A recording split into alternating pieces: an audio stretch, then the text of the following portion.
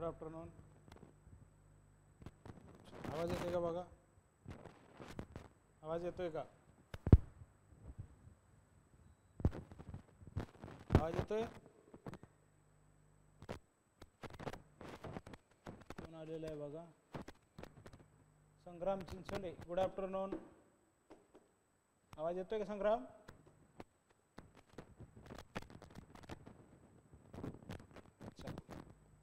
Unit पहिलं चालू आहे बघा आपलं. अभ्यास कसा चालू आहे संग्राम? अभ्यास कसा चालू आहे? आणि आताच्या सेट नेटचा रिझल्ट काय आला तुमचा? आता जे सेट नेट झाले त्याचा रिझल्ट काय आलाय बघा, सांगता येईल का बघा? आता जी सेट नेट झाली तुमची त्याचा रिझल्ट काय आलेला आहे?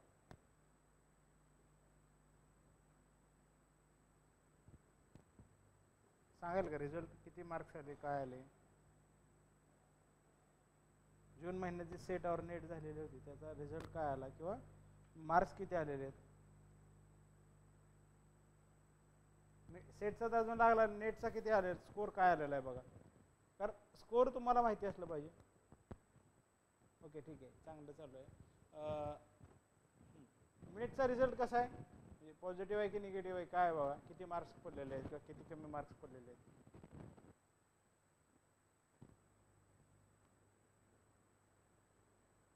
सांगा बघू. कारण काय बघा, अभ्यास कसा चालू आहे, काय चालू आहे आणि त्याच्याबरोबर रिझल्ट पण येतोय का हे पण बघणं गरजेचं आहे बघा. नुसता अभ्यास चालू आहे, चांगली गोष्ट आहे, पण अभ्यासातनं जे काही आहे आपल्याला मिळायला पाहिजे तो रिझल्ट आला पाहिजे. मे बी ह्या मंथ एंड पर्यंत लागेल बघा. ऑगस्ट एंड पर्यंत ह्याचा रिझल्ट लागेल, सेटचा रिझल्ट लागेल बघा. ऑगस्ट एंड पर्यंत ना सेटचा रिझल्ट लागेल बघा. काय सेटचा रिझल्ट ऑगस्ट एंड पर्यंत लागायला पाहिजे बघा. कारण बरेच दिवस झाले बघा, आता 15 जून म्हणजे जवळजवळ 1.5 महिना झालेला आहे, 1.5 महिना होऊन गेलेला आहे. ह्या एंड पर्यंत लागायला पाहिजे. नेट दिली होती का तुम्ही? जूनची नेट परीक्षा दिलेली होती का? जूनची नेटची परीक्षा दिलेली होती का? जूनची नेट परीक्षा दिलेली होती का? प्रश्न परत विचारला बघा. दिले असेल तर मार्क्स किती आलेले होते किंवा काय म्हणतात ना, कट ऑफ पेक्षा किती मार्क कमी पडलेले आहेत? हरप्पा पंजाबमध्ये कशा पद्धतीचं आहे आपण ते बघूया. काय बघा, the site is located near dried river. Ravi नदीच्या ह्याच्यावर असणाऱ्या काही साइट्स. रावी नदी. The Citadel area was surrounded by thick mud brick wall. Citadel जे आहे ते अप्पर हाऊस किंवा अप्पर म्हणता येईल तेव्हा Citadel was surrounded by thick mud brick wall. Mud brick wall म्हणजे सिटाडेल आहे. On its north, we have another mound on which Wheeler identified the granary. Granary means अन्नधान्य आपल्या त्या ठिकाणी असणार. ग्रेनरी हे आपल्याला त्या ठिकाणी सापडते. ग्रेनरी म्हणजे अन्नधान्य कोठार. अन्नधान्य कोठार. अन्नधान्य कोठार. There are 2 blocks separated by a central cell. Each block had around 5 rooms. प्रत्येक ब्लॉक मध्ये आपल्याला 5 रूम्स दिसतात. In the wall that survive today, we have some gaps. According to Wheeler, Mortimer Wheeler, was to provide a circulation to keep the grain fresh. यातनं काय व्हायचं बघा, अन्नधान्य हे फ्रेश राहिलं पाहिजे किंवा ताजं राहिलं पाहिजे यासाठी आपल्याला प्रयत्न दिसतात. Similar technique was adopted in the granaries of the Roman civilization. हीच पद्धत आपल्याला रोमन सभ्यतेमध्ये पण असलेली दिसते, रोमन टेक्नॉलॉजी पण मध्ये पण दिसते. This complex. They resemble closely the threshing floor found in India today. पण काय म्हणता येईल की भाजलेले गहू, हस्क बार्ले म्हणजे काय त्याच्या काड्या कुड्या barley have been found in the crevices which further confirm the structure of granary. या ठिकाणी ग्रेनरी आपल्याला हडप्पा जे पंजाबमध्ये आहे, कुठल्या पाकिस्तानच्या पंजाबमध्ये असणार त्या ठिकाणी ग्रेनरी पण सापडलेले आहे बघा. म्हणजे काय अन्नधान्याचं कोठार सापडलेलं आहे. काय काय सापडलेलं आहे, थिक मड ब्रिक आहे. कालीबंगन इन राजस्थान, कालीबंगन हे ठिकाण राजस्थान मधलं. The site is located to the west of now dried up river Ghaggar.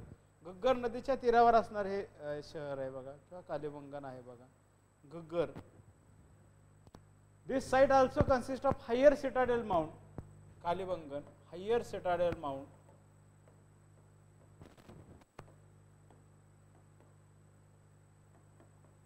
Higher citadel mount on the west and lower residential mount on the east. हे बघून घ्या. Great Hall at Harappa or the views of Great.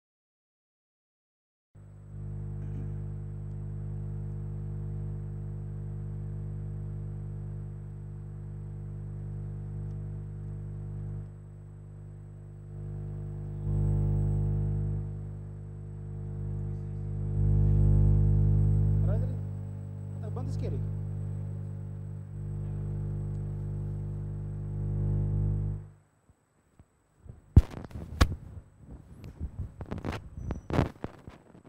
आवाज येतोय का बघा?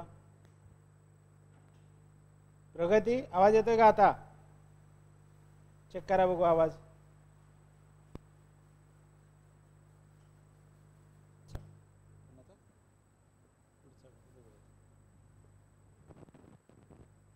Oblong fire Alt आणि त्याच काय म्हणतात, सॅक्रिफिशियल पिट्स कॅन नॉट बी असर्टन. त्या ठिकाणी दिसत नाही सॅक्रिफिशियल. ते वेगळ्या पद्धतीची माहिती आपल्याला त्याबद्दल दिसते. आता बघा श्रीनिवास, आपण काही गोष्टी ठरवल्या होत्या की ते जे ऑनलाईन विद्यार्थ्यांना बोलत असताना ही टार्गेट ठेवायला पाहिजे. त्याची सिनेट डिसेंबर 2025 हे टार्गेट ठेवलं तर GRFच्या धावपळ जी आहे ते आताच करावं लागेल.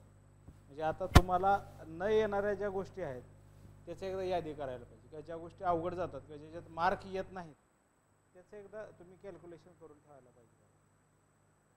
म्हणजे काय म्हणता येईल की उदाहरणार्थ आपण आता काही विद्यार्थी ऑनलाईन दिसतात, तुम्ही थोडक्यात एक ओव्हरव्ह्यू आपण सिलेबसचा घेतला थोडक्यात.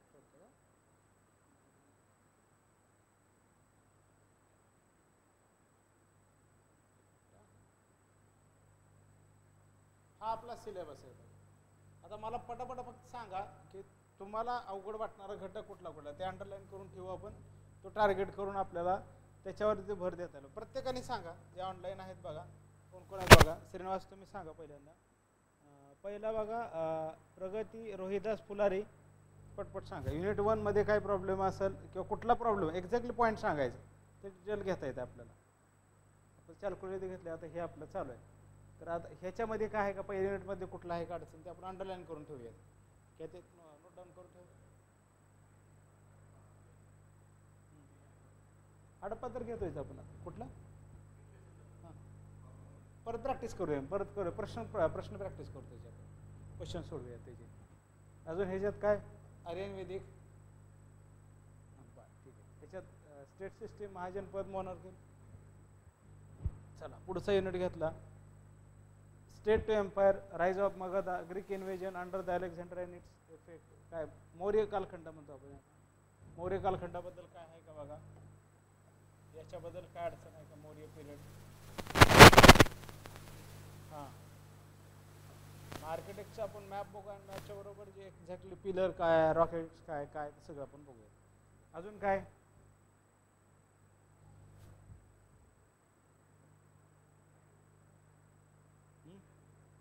कुठली,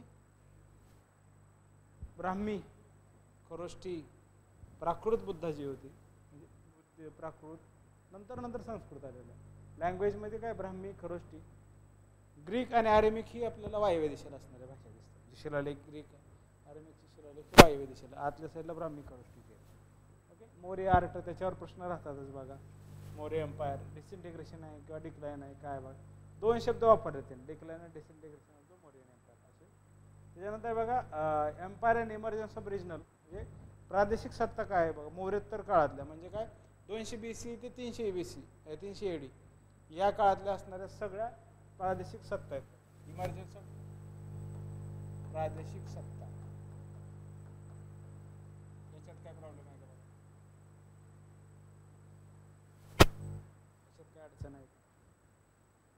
पटापटा पटापट सांगा, वाचा पटपट सिलेबस आणि सांगा.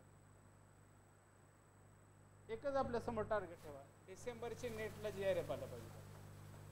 डिसेंबर नेट 2025ला GRF आला पाहिजे. जर तुम्ही 30 वर्षापेक्षा कमी असाल तर ह्या गोष्टी टार्गेट ठेवून करायला पाहिजे बघा. तर PhD करण्यात मजा आहे बघा. खिशातले पैसे घालून PhD करण्यात मजा नाही, मेरिटवर फेलोशिप मिळवून PhD करण्यात मजा आहे सगळं. कारण तुम्ही त्यात काय गांधार आहे, मथुरा आहे, अमरावती आहे, परत अजून केव आर्किटेक्चर आहेत काय, त्याच्यामध्ये मग कुशाणांचं आर्किटेक्चर वेगळं आहे, ते शुंगांचं आहे, क्षत्रपाचं आहे. ओके, ते घेऊया आपण. मग आपल्याला वंडर दॅट वॉज इंडिया नावाचं पुस्तक आहे, त्यातनं काही घेऊ आपण. म्हणजे आपल्याला माहिती असलं ना काय काय गरजेचं आहे बाबा, आपल्याला कोणत्या कोणत्या गरजेच्या गोष्टी आहेत, म्हणजे याच्यावर ह्या पोस्ट मोडर्न आर्ट आणि आर्किटेक्चर याच्याबद्दल घेऊयात आपण. एक गोष्ट ठेवूया आपण, लक्षात ठेवूया. पुढं गुप्ता वाकाटा काय एज, त्याच्याबद्दल काय? ॲग्रेरियन इकॉनॉमी, शेतकी अर्थव्यवस्था, शेतीवर आधारित अर्थव्यवस्था, शेतीवर आधारित अर्थव्यवस्था.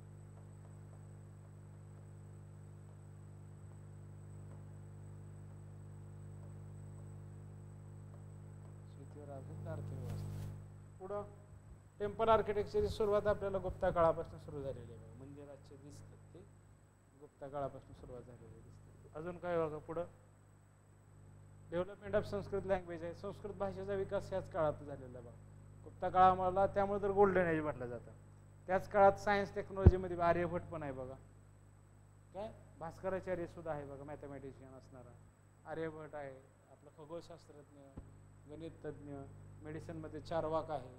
कुठला चार्वाकमध्ये कुठला तो चरक संहिता, सुश्रुत संहिता हे याच काळात आलेले आहेत बघा, म्हणजे गुप्ता काळात आलेले आहेत. त्यामुळं या सगळ्या गोष्टीचा विकास झालेला आहे, त्याच्यामुळे त्याला गोल्डन एज किंवा गोल्डन दिवस भारतीय इतिहासातलं म्हणलं जातं. त्यानंतर हर्ष आहे बघा, हर्ष आणि त्याचा कारखंड, त्याच्यावरच असणारा काही प्रशासन आहे, धर्म कुठल्या प्रकार, त्याच्यावरचा प्रश्न विचारला जाऊ शकतो. त्याच्यानंतर ही छोट्या डायनेस्टीज आहेत बघा, याच्याबद्दल खूप थोडे आहेत, 2-2, 4-4 पेजेसच आहेत बघा याचे, हे पण आपण घेऊयात बघा लेक्चरमध्ये. शरण काय असं विष्णू कुंडील, याच्यावर प्रश्न काय विचारतात, डायरेक्टली काय विचारत नाही, क्रोनॉलॉजी विचारतात, त्याच्या राजघराण्याची क्रोनॉलॉजी विचारतात. कारण त्याचं एवढं मोठं कॉन्ट्रीब्युशन इतिहासामध्ये आहे का नाही, त्या रिजनला भरपूर कॉन्ट्रीब्युशन आहे, पण आपण नॅशनल लेवलला जर बघितलं तर तेवढं कॉन्ट्रीब्युशन दिसत नाही. पण त्याच्यामुळे ह्याची क्रोनॉलॉजी बघायला लागतात. हे झाले दोन्ही. तिसऱ्या युनिटमध्ये सगळे रिजनल पॉवर्सच आहेत बघा, भारतभरातल्या रिजनल पॉवर्स आहे. इथं डेक्कन आहे, दक्षिण भारत आहे, दख्खन, दक्षिण भारत, पूर्व भारत, पश्चिम भारत, उत्तर भारत, यातल्या सगळ्या राजकीय इतिहास आहे बघा. पॉलिटिकल हिस्ट्री आहे, these are the political history of all over India. Political history राजकीय इतिहास आहे बघा. आणि तुम्ही आजचे जर पेपर बघितले, 25चा पेपर बघा नेटचा किंवा सेटचा, पॉलिटिकल हिस्ट्री तर आहे, त्याचबरोबर कल्चरल हिस्ट्री पण वाढलेली आहे. हिस्ट्रीचे टाईप्स आपल्याला वेगळ्या पद्धतीनं अभ्यास करायला. आपण एखाद्या लढाईचा अभ्यास करतो म्हणजे काय पॉलिटिकल हिस्ट्रीचा अभ्यास करतो. ज्यावेळेस आपण ट्रेडचा इतिहास करतो म्हणजे इकॉनॉमिकल हिस्ट्रीचा अभ्यास करतो. ज्यावेळेस आपण मंदिराचा अभ्यास करतो म्हणजे काय कल्चरल हिस्ट्रीचा अभ्यास करतो, काय आर्किटेक्चर हिस्ट्रीचा. तसं ही आपल्याला पॉलिटिकल हिस्ट्री आहे इथून इथपर्यंत. त्याच्यानंतर मग आलेला पुढचा जो भाग आहे, याच्यात काय असेल तर तेही लक्षात ठेवून टाका. ह्या गोष्टी आपल्याला त्यावेळेस मन लावून चांगल्या पद्धतीने करायचं, कारण ह्याच्यामध्ये क्रोनॉलॉजी आहे. आणि प्रश्न ऑगस्टमध्ये जे नेट झालं डिसेंबरमध्ये, त्याच्यावेळेस ह्या काळावर प्रश्न 1-2च प्रश्न होते, पण ह्यावेळेस 5-6 प्रश्न याच्यावर आहे. लक्षात घ्या नेटला. म्हणजे एखाद्या वेळेस मागं पुढं जर ह्या परीक्षेला जर ज्या ज्या गोष्टीवर क्वेश्चन पेपर नाही, क्वेश्चनमध्ये मेन्शन नाही, क्वेश्चन नाहीत असं वाटतं, ते क्वेश्चन हायलाईट करून ठेवा, कारण ते पुढं विचारण्याची शक्यता असते. त्यावेळेस जर ते स्किप केलेलं असेल तर ते पुढं येऊ शकतं. पुढचं आहे बघा मग प्रशासन आहे बघा. पॉलिटिकल हिस्ट्री झाल्यावर मग पुढचं ॲडमिनिस्ट्रेटिव्ह हिस्ट्री किंवा ॲडमिनिस्ट्रेशन त्याच्याबद्दल असणार आहे. परत मग इथं आलं बघा ॲग्रेरियन इकॉनॉमी, म्हणजे इकॉनॉमी आहे. इकॉनॉमी नंतर मग अर्बनायझेशन किंवा ट्रेड आहे. मग ग्रोथ ऑफ ब्राह्मणिकल रिलिजन, वैष्णविझम, शैविझम, याच्यावर प्रश्न आहे बघा. अलवार, तमिळ भक्ती मुवमेंट, काही याच्यावर प्रश्न आत्ता आलेला आहे बघा. त्यातलं रामानुजाचार्य आपल्याला प्रश्न विचारलेला आत्ता सेटला तुम्ही बघितला आपण पेपर तो, बरोबर का? त्याच्यामध्ये आलेला आहे बघा. टेम्पल आर्किटेक्चरमध्ये टेम्पल आर्किटेक्चर स्टाईलवर पण प्रश्न आहे बघा. कुठला? नागर, द्रविड आणि वेसर. 2-3 प्रश्न एवढ्यातच दिसतात तुम्हाला. भक्तीवरचे ते आणि ते. परत वर्ण जाती, proliferation of caste, position of वुमन्सवर आंधळ म्हणून पण इकडे येऊ शकतं. याच्यावर अजून जास्त डिटेल क्वेश्चन आले, पण ट्राईब अँड पीझंट वर बघायला पाहिजे. एज्युकेशनल इन्स्टिट्यूशन हा नेहमी महत्त्वाचा टॉपिक राहील बघा. आणि ग्रोथ ऑफ रिजनल लँग्वेजेस म्हणजे कोणत्या कोणत्या प्रादेशिक भाषा आल्या, म्हणजे उदाहरणार्थ कन्नड आली, तेलुगू आली, मल्याळम आली, आधी मराठी आली. या सगळ्या भाषेचा विकास कसा झालेला आहे आणि त्या शैक्षणिक संस्था आणि शैक्षणिक संस्थेमध्ये कसा वापर करायला गेला आहे किंवा त्या संस्था म्हणजे मठ कसा आहे, विहार कसा आहे, मद्रसा जे मुस्लिम याच्यामध्ये ते तिकडं जाईल. याच्यावर काही क्वेश्चन्स विचारले जाऊ शकतात. याच्यामध्ये हा एक प्रश्न आलेला आहे बघा. सेगमेंटरी मॉडेल हा जोड्या लावामध्ये नेटला पेपर प्रश्न आलेला बघा, लक्षात घ्या. अल्बेनियन अकाउंटला प्रश्न राहतोच बघा. अल्बेनियन 1 ते 2 प्रश्न राहतात अल्बेनियनचं अकाउंट. याच्यामध्ये काय माहिती आहे का तुम्हाला, काय विचारायचं आहे का बघा? याच्यातलं आपल्याला वाटतं की डिटेल घेतलं पाहिजे आपण वर्गामध्ये. युनिट नंबर 3 मधलं तर हे आपण सर त्याच्यामध्ये घेऊया आपण. मग काय म्हणतात की हां किचकट मग हां त्याच्यात आपण काय करूया बघा. टेम्पल आर्किटेक्चर पण घेताना आपण बघूया त्याचं आमलक काय आहे बाबा, गर्भगृह काय आहे, द्वारपाल काय आहे, प्रवेशद्वार कसं आहे, मंदिर त्यात ना विमान कशाला म्हणतात. विमान नावाचा प्रकार पण आहे बघा मंदिरामध्ये. विमान म्हणजे एक पुढं आलेलं एक असतं, मंदिराचा एक भाग असतो, त्याला विमान म्हणलं जातं. विमानचा कशा पद्धतीनं मंदिराचा वापर केला जातो किंवा काय असतं ते झालं तिसरं युनिटचं आपण पहिलं. आता next this is about the sources of medieval Indian history. याच्याबद्दल आपण पाहिलं दिल्ली सल्तनतबद्दल 3 प्रश्न सेटला दिसले आपल्याला. 3 ते 4 प्रश्न आताच्या सेटला दिसले. तर याचा अर्थ पुढच्या सेटला 4-5 प्रश्न असू शकतात, लक्षात ठेवा. म्हणजे इथं जर ते नाही विचारलं तर पुढं कुठं तरी कव्हर होणार असतं. त्याच्यामुळं त्याची तयारी कशी करता येईल किंवा काय करता येईल त्याचा विचार करत राहायला पाहिजे. आणि 4-5 महिने जवळ राहिलेत बघा नेटसाठी. त्याच्यामुळं जेवढं प्रॅक्टिस करता येईल तेवढं 5च महिने राहिलेत. डिसेंबर आता बघा जुलै, ऑगस्ट, सप्टेंबर, ऑक्टोबर, नोव्हेंबर 5च महिने. डिसेंबरमध्ये 15 जूनला होतं आहे की 15 डिसेंबरला होतं की 10 डिसेंबरला की 25 डिसेंबरला कुठला तरी 15 दिवसाचा स्लॉट असतो पेपर आपला मध्ये कुठंतरी असतो बघा. त्याच्यानंतर मग ह्याच्यात बाबर, हुमायून, सुरीचा प्रश्न आलेलाच होता सेटला. सुरीचं म्हणजे अकबराला काय बाबा, अकबराला आलेला कुठला आहे बघा गायडन्स ॲडमिनिस्ट्रेटिव्ह काय प्रॉब्लेम आहे तिथलं. अकबर आणि सुरी दिल्ली सल्तनतमध्ये आलेलं आहे. बाबर आहे, हुमायून आहे, त्या ठिकाणी आपण बघितलं. मुघल एम्पायर मुघलांचा आहे. बहामनीचे 2 प्रश्न आहेत बघा. बहामनी विजयनगर लढाईवरनं 2 प्रश्न आहेत बघा. आणि कोण राज्यकर्ता बहामनीचा होता त्यावेळेस त्याच्यावर प्रश्न आहे. आताच्या सेटमध्ये जर आपण बघितलं पेपर सूर्यवंशी, गजपती हे मायनर डायनेस्टीज आहेत, पण हे लक्षात ठेवायला लागतं. मग मराठा पॉवर, मराठा हिस्ट्रीवर 4-5 प्रश्न आहेत, 5 ते 6 प्रश्न आहेत आताच्या सेटमध्ये. आपण जर बघितलं पेपर सगळा चाळून जर पाहिलं कुठलं जयराम पेंडे किंवा शिवाजी महाराजांचं ॲडमिनिस्ट्रेशन, संभाजी महाराज आहेत किंवा काय, त्याच्यावर एक 4-5 प्रश्न आपल्याला. Rise of Maratha power at foundation of Swaraj by Shivaji Maharaj याच्यावर आपल्याला प्रश्न आहेत बघा. 4 ते 5 प्रश्न ह्या सेटला आहेत. सेटला कंपल्सरी या टॉपिकवर प्रश्न जास्त राहतील बघा, कारण महाराष्ट्रातले आपण सेट देतो तर सेटला ह्यावरती प्रश्न राहतील बघा. पुढचं मग इकॉनॉमी आणि ॲडमिनिस्ट्रेशन हा भाग आहे 5वा युनिट म्हणजे मेडिवलचा असणारा. त्याच्यामध्ये काही गोष्टी आहेत किंवा राज्यसंस्था कशा प्रकारच्या आहेत, थिओक्रॅटिक स्टेट आहे, थिओसेंट्रिक स्टेट आहे. याच्यामध्ये काय अडचण आहे का बघा. कुठला भाग आपल्याला वाटतं की तो घ्यायला पाहिजे, ठरवले घ्यायला पाहिजे.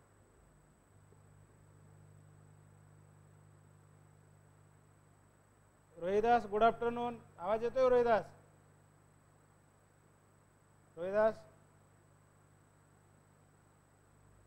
तर ह्याच्यात काय सांगा बरं श्रीनिवास. अष्टप्रधान मंडळावर बऱ्याच वेळा प्रश्न आलेला आहे बघा. विजयनगरच्या नायक सिस्टीमवर प्रश्न आलेला आहे बघा, लक्षात घ्या. आलेले प्रश्न जर बघितलं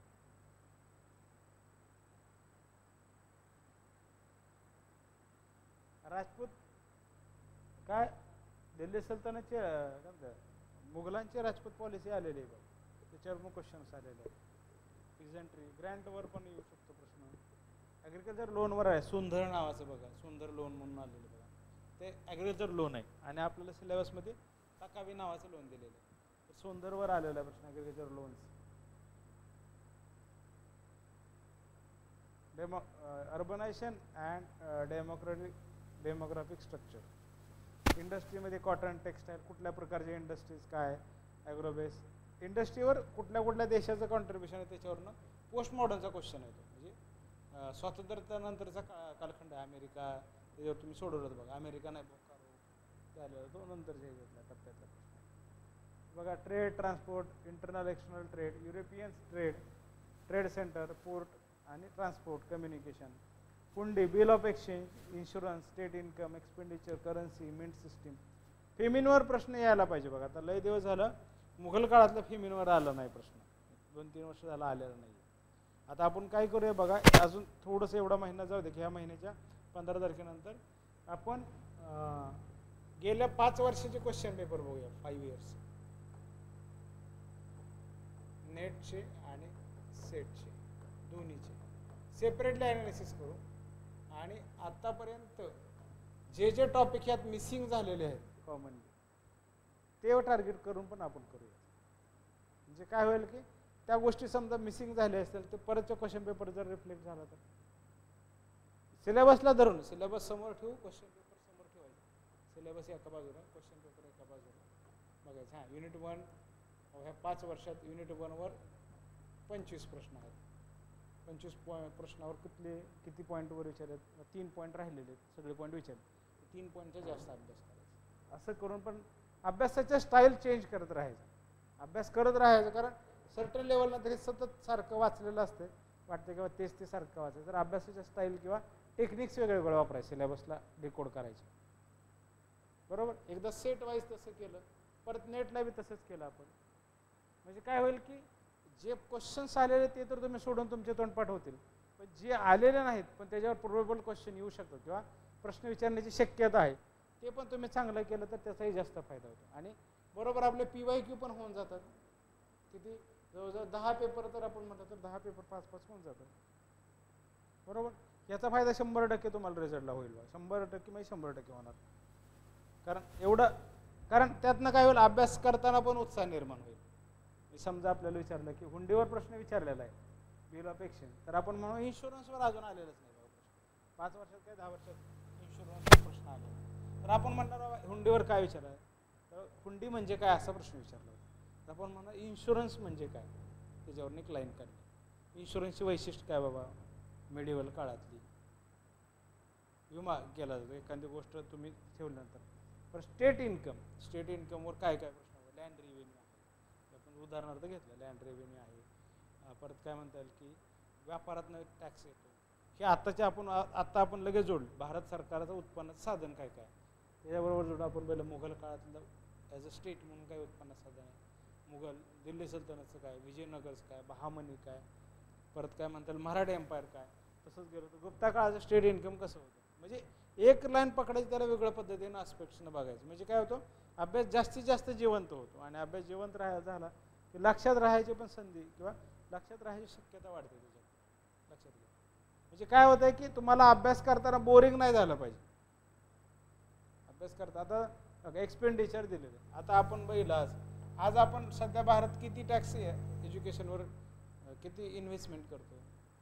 ब्रिटिश काळात कसं होतं, किती % इन्व्हेस्टमेंट होत होती एज्युकेशनवर किंवा खर्च होत होता, पेमेंटवर किती होतं. आता सध्या म्हणलं जातं की सरकारी नोकरदारालाच 72% रुपयातला भाग हा इन्कम पगारीसाठी जातो. त्याच्यामुळे प्रायव्हेटायझेशन वाढलेलं आहे का. तसं आपण काही गोष्टी बघितल्या. आपण म्हणलं बाबा मुघल शेतीवरती एखादं कॅनल बांधायला, मग कॅनल बांधण्यासाठी कोण खर्च करत होता, एखादा तलाव बांधायला त्यासाठी कोण खर्च करतो, आर्मीवरचा कसा खर्च आहे बाबा. मग ते त्या पिरियडला जाऊन हे शब्द ह्या टर्मिनॉलॉजी वापरायचे आपण. म्हणजे आपल्याला काय होतं, सिलेबस एकदम जिवंत होतो. सिलेबस जो असा दिलेला आहे फक्त आपल्याला पॉईंट, ते पॉईंट फुटून आपल्याला आपल्या क्वेश्चन पेपरवर कसे उभा करायचे आपल्याला कळायला. हे दिलेलं आहे. तुम्हाला विचारलं फेमिनवर क्वेश्चन्स बनवा, काय बनवा मुघल काळातलं फेमिन याच्यावरचा प्रश्न बनवायला सांगितला, बनवा बरं बघू कसा बनवता येईल आपल्याला. सांगा बघू.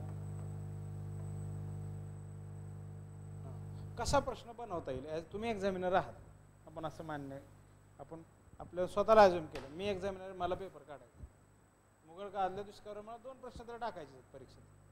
काय काय प्रश्न टाकायचे?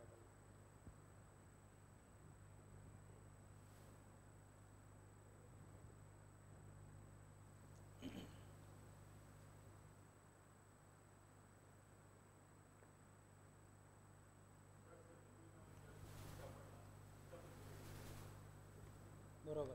किती लोकसंख्या बाधित झाली?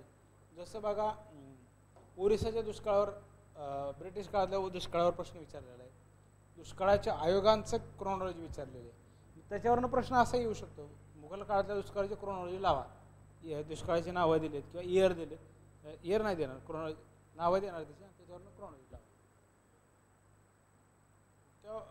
किंवा खालीलपैकी जे काही दुष्काळ दिले त्यासमोरचा मुघल रूलर दिलेला त्याच्या जोड्या लावा.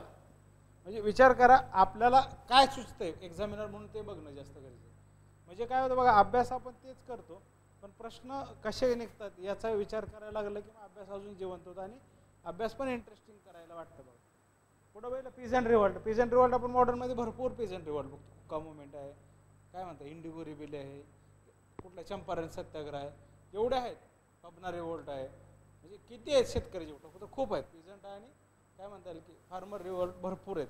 तशी मेडिवल काळात आहे, धमार आहे, कैवारत आहे आणि अजून कुठले कुठले रिव्होल्ट आहेत. कारण शेतकऱ्याने उठाव केला का मुघल काळात, हा पहिला प्रश्न पडला पाहिजे. रिव्होल्ट आहे का बघाय, कारण राजपूत कोण आहे, काय आहे, सगळ्या गोष्टी बघत मग त्यातनं प्रश्न कसे येतात ते बघायचे. बघा आता सोसायटीवर प्रश्न विचारला, जसं आपण म्हणलं सोसायटी, मॅगॅस्थेनीजनं 7 जाती आहेत असं सांगितलं होतं एन्शियंटमध्ये झालं, बरोबर. याच्यावर जर प्रश्न म्हणला का बर्नीनं त्या काळातला समाजाचं वर्णन कसं केलं, खाली 2 विधान दिले, त्याच्यावरनं प्रश्न काढला. इसामीनं कसं दिलं त्याचं वर्णन केलं, बरोबर. मार्को पोलोनं काय सांगितलं समाजाबद्दल. आपल्याला काय होतं ह्यातनं आपला जो अभ्यास आहे हे फक्त दिलेलं आहे society and culture, social organization, social structure. आपण त्याला आलेले जे प्रश्न आहेत त्या प्रश्नाच्या स्टाईलनं ते सिलेबसमध्ये आपण जातो. त्यातनं आणखी काही फायदा तुम्हाला जास्त होईल. बघा म्हणजे तुम्हाला जे कॉमन सेन्स परीक्षेचा वाढायला पाहिजे तो वाढला पाहिजे, भरपूर वाढला पाहिजे. कारण तुम्हाला वाचलेलं प्रश्न येतील पण ते फिरवून प्रश्न येणार, ॲज इट इज क्वेश्चन येणार नाही. बघा आपण जर म्हणलं की याच्यावर 100% प्रश्न पडणार काय मिडिवल पिरियडवर, तो कसा पडेल, एक 10 ते 15 प्रकारचे प्रश्न आहेत सेटमेंटचे, ते प्रश्नांच्या टाईपपैकी कुठला तरी किंवा नवीनच एखादा टाईप इन्व्हेन्शन होऊ शकतो. यावेळेस जसं झालं बघा नेटचा पेपर बघितला असेल तर ठीक आहे, नसेल तर बघून घ्या. Most of the question chronology आहे जोडायला आहेत, क्रोनॉलॉजी जोडायला तशा पद्धतीने पण एकदा रिव्हिजन करायचं.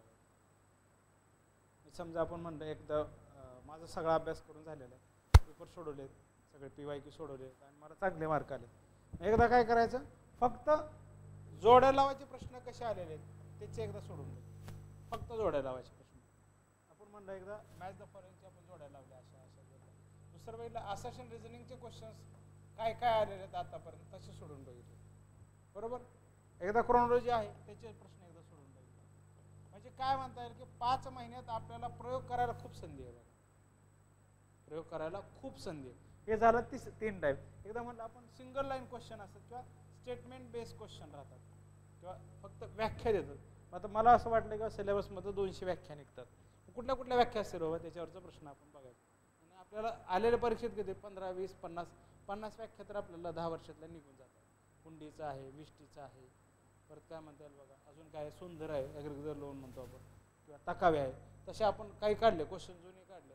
त्याच्यावर अष्टप्रधान म्हणजे काय बाबा, तर एक मंडळ होतं, प्रशासकीय मंडळ होतं शिवाजी महाराजांच्या काळातलं. बाबा चौथ काय आहे तर खाली त्याची व्याख्या दिली, सरदेशमुख काय त्याची व्याख्या दिली, परत काय निजामत काय त्याची व्याख्या दिली, दिवाणी काय त्याची व्याख्या दिली, परत आपण म्हटलं शीताध्यक्ष काय बाबा मौर्य काळातला त्याची व्याख्या दिली. म्हणजे परत हडप्पा काळातला आपण म्हटलं फायर अल्टार खालीपैकी कशा संदर्भात आहे त्याची व्याख्या दिली किंवा त्याच्याबद्दलची लोकेशन टाकली, कालीबंगन टाकलं, हडप्पा टाकलं, मोहेंजोदडो टाकलं आणि आलमगीरपूर टाकलं, तर कालीबंगन हे त्या आपल्या ठिकाणी सापडतं. म्हणजे काय पद्धतीनं प्रश्न बनवू शकतात, अशा पद्धतीनं आपल्याला मार्क्स कसे वाढतील याचा विचार करायला पाहिजे. मार्क्स कसे वाढतील, कारण आपला याच्या अगोदरच्या बॅचचा एक विद्यार्थी होता महाज्योतीचाच, त्याला 200 किती बघा 12 मार्क होते दोन्ही मिळून एक, हां नाही सेटला 134 त्याला पेपर 2 ला मार्क्स होते, 134 पेपर 2 ला मार्क्स. जर आपल्या विद्यार्थ्यांना तेवढे मार्क पडू शकतात तर 100% आपल्याला 120 130 पडायलाच पाहिजे. तो सध्या अमरावतीमध्येच कोणत्या तरी विद्यापीठात कॉलेज महिला विद्यालयाला शिकवायला, शरद भानुदास पाटील.